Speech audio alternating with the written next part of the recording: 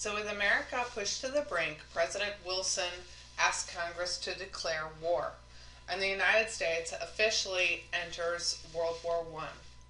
As Wilson does this, he calls for peace without victory, and I talked a little bit about what that meant in the earlier video, but essentially he is hoping that no country will come out of this as all powerful or all dominant, because in that way there will never be peace. There will always be revolt and rebellions.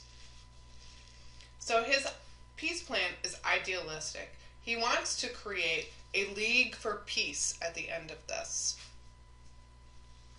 He also feels that he needs to ensure democracy and that the war will make the world safe for democracy.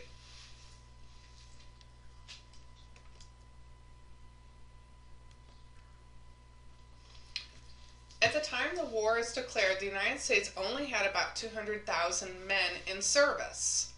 And so we were very much unprepared for this war.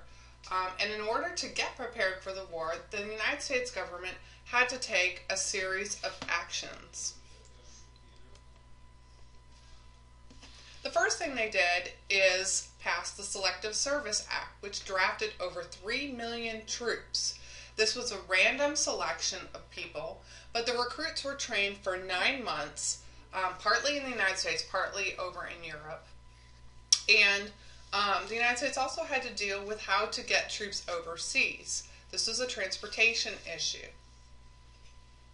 Another thing that the government did was set up the War Industries Board, or the WIB. This was created so that the government could take control of industries, of factories, and make sure that we were producing the goods needed for war efficiently. Also, there was the use of the Convoy System. Because of the U-boats, ships that were transporting troops and supplies overseas had to be heavily guarded in order to protect them from these U-boats. So they began the system called the Convoy System, which was designed to have merchant ships escorted so that they could be protected from U-boats. This picture shows a convoy of ships that were carrying food and supplies to Allied troops overseas.